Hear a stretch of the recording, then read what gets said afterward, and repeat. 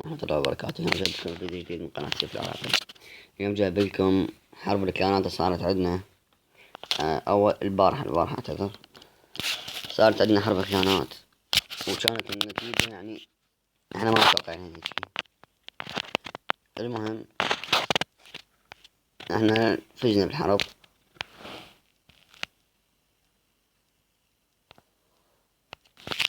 مع العلم يعني احنا فزنا بالحرب مع العلم ان هم يعني اقوى من يمنا.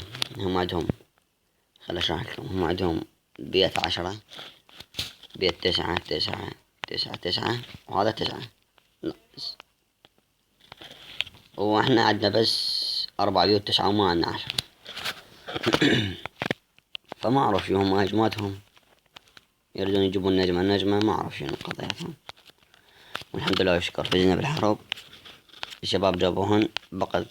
بس هذا اليوم عمر يهجم عليه. خل اشوفكم هجوم عمر. هنا بالكلام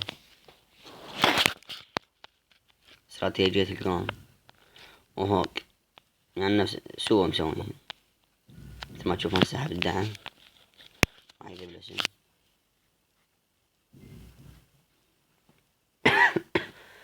اعتذر.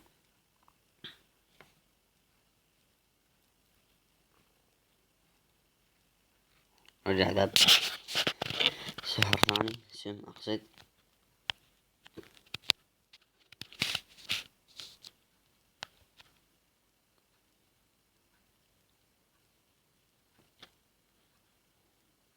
نزل القوم الثاني، فتح الطريق بقنابل، فاتن القوم ذب من وراء سحرة. والملوك بعد ما منزلهم مثل ما تشوفون السحرة يشتغلون شغل كل زين. ذب الداعم هم سحرة.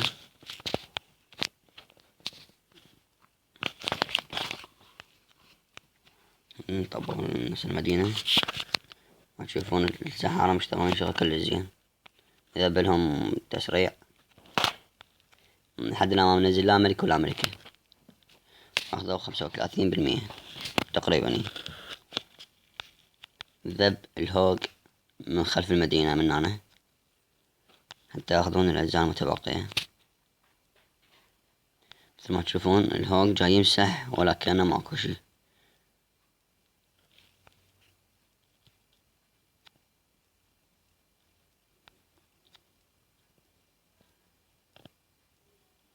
ذبنا دم ثاني بعد لحد ما منزل لا أمريكا ولا أمريكا، وأخذ 72%.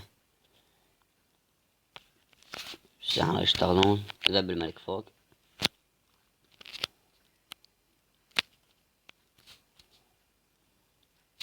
مثل ما تشوفون أخذ نجمتين والملكة بعد ما نازلة. يعني ما شاء الله عمر مبدع صراحة. ما انقلونا بالحرب. نزل الملكة.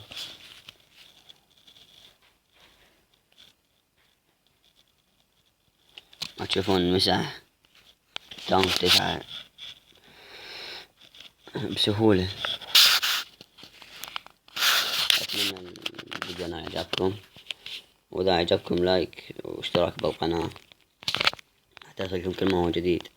لعبة كلاش اوف كلان ولعبة مودرن كومبات. كنتم في أمان الله.